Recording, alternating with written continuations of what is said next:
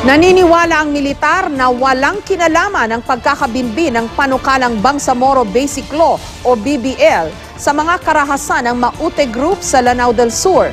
Nakita raw sa kutang nabawi ng militar ang ilang pruwebang sympathizers ang mga ito ng grupong ISIS. Live mula sa Iligan City, may report si Ian Cruz. Ian.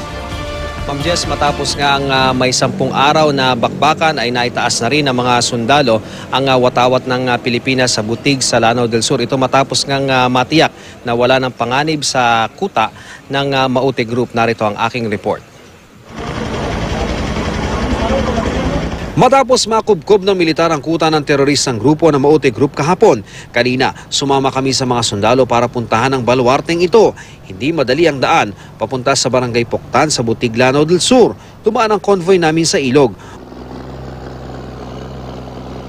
Mula rito, tanaw ang isang high ground at ang 3 palapag na bahay na nagsilbi raw na watchtower ng teroristang grupo. Narito ako ngayon sa Barangay Ragayan at ito raw yung first line of defense ng Maute Group sa banda rito, yung Ragayan Elementary School na marami ring tinamong mga pinsala dahil sa tama ng bala at mga pampasabog. Habang dito naman sa aking likuran, ito yung watchtower ng Maute Group na 3 palapag at sinasabi nga ng militar na heavily fortified ito at makikita nga natin puro buhos yung mga dingding nito, buhos sa simento, kaya naman napakahirap nilang i-penetrate at yung mga butas na yan ay likha daw nung mga binala nung tangke para nga ma-penetrate nila yung lugar na yan.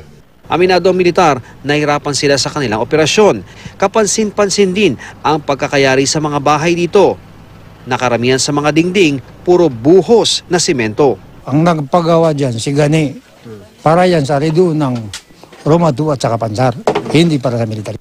Sa kadigid na Barangay Poktan, matatagpuan ang main camp ng mga Maute, malapit sa isang moske. Makikita ang 2 motorsiklo na tinangay daw ng grupo mula sa patrol base ng Army sa sentro ng bayan na kanilang sinalakay noong Pebrero 21. Di kalayuan doon ang isang bahay na supply house daw ng grupo. May mga foxhole na nakita doon ng mga sundalo. Ang mga palayan sa lugar, apektado rin ang bakbakan sa dami ng hukay na dulot ng labanan. Ganito kalaki ang nalikhang crater sa pagsabog ng mga bombang inihulog ng OV-10 bomber plane. Ang puntira nito, ang bahay ng magkapatid na Omar at Abdullah Maute na nasa aking likuran. At sabi ng militar, hindi rin daw kalayuan dito ang kampo ng MILF at naniniwala ang militar, hindi humalo sa kaguluhan ang MILF. Purong buo sa semento rin ang bahay ni Omar. Sa bahay naman ni Abdullah, isa sa mga lider, nakita ang ilang itinataling headband na may markings ng katulad ng sa ISIS. Sa isang kubo, naka-spray paint naman ang salitang ISIS. Kanina, itinaas na ang watawat ng Pilipinas sa lugar. May symbolic na turnover din ng flag ng bayan ng Butig sa pagitan ng mga sundalo at lokal na pamahalaan. Dahil sa pagsubok na ito, ay napakita natin ang tunay na kakayahan ng ating organization. Nagsimula ang conflict na ito ng February 20. At ngayon ay March 1, na-resolve na kaagad natin at the fastest possible time na magawa natin. Nanindigan ng militar, terorista ang Maute Group at hindi raw BBL ang dahilan ng kanilang paghahasik ng gulo. Involved sila sa halos lahat na patayan dito sa Lanao del Sur. Ang kanilang extortion activities, ang pag-bomb nila ng ating mga electric towers dito sa area ng Lanao del Sur at adjacent provinces.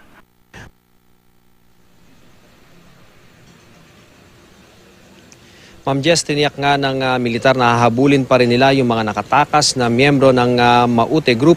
Samantala sinasabi naman ng lokal na pamahalaan na matatagalan pa bago nga makabalik sa normal yung kanilang pamumuhay at kinakailangan daw nila ng suporta at pagbabantay ng militar dahil sa banta na maaaring bumalik sa kanilang lugar ang Maute Group. Ma'am Jess.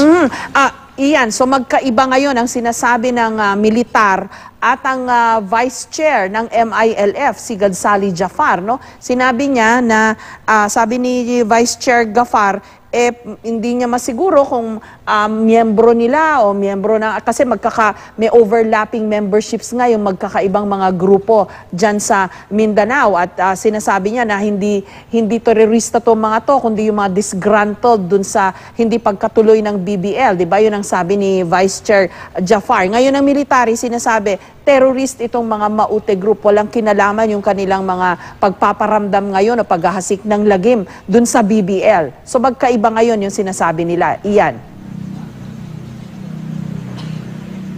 Ma'am Jess, yung militar hindi naman nila tinatago na maari din talaga na meron daw mga miyembro ng MILF na humalo dito, lalo na nga yung mga kamag-anak, pero as an individual daw ito at hindi bilang miyembro ng MILF. Kumbaga, sumaklolo lamang sila doon sa kanilang mga kaanak na napapalaban nga doon sa bahaging yan ng Butig, Ma'am Jess. Pero yung kung mga terorista ito o hindi, magkaiba rin sila ng sinasabi. Iyan. Ma'am Jess, yan po yung talagang pinagkakaiba nila, no, sapagkat yung sinasabi nga nitong si Jafar, sila yung mga taong ito na lumaban sa pamahalaan ay mga galit daw doon sa hindi pagpasa ng BBL, habang ang militar naman, ang sinasabi nila ay ilang taon na nagsasagawa ng pagpatay, ng pagbobomba ng mga NGCP Tower at ng iba pang pagpapasabog itong grupong ito ng Maute Group, Ma'am Jess. In the meantime, hindi kaya ito lalong makapag-jeopardize dito sa prospects o chances ng BBL, Ian? Ma'am Jess, ang sinasabi ng militar ay hindi daw ma-jeopardize yung ating peace process, sapagkat kanina nga rin, Ma'am Jess, doon sa pagpunta namin dyan sa Butig ay may mga observer ang IMT, yung International Monitoring Team na mga Malaysians, at may mga kasama rin sila na miyembro ng AJEC at CCCH. Kaya yung peace mechanism daw po ay talagang gumagana at hindi raw hahantong sa karahasan itong nangyaring ito sa Butig, Ma'am Jess. Maraming salamat sa iyo at ingat kayo dyan sa Iligan at sa Lanao, Ian Cruz.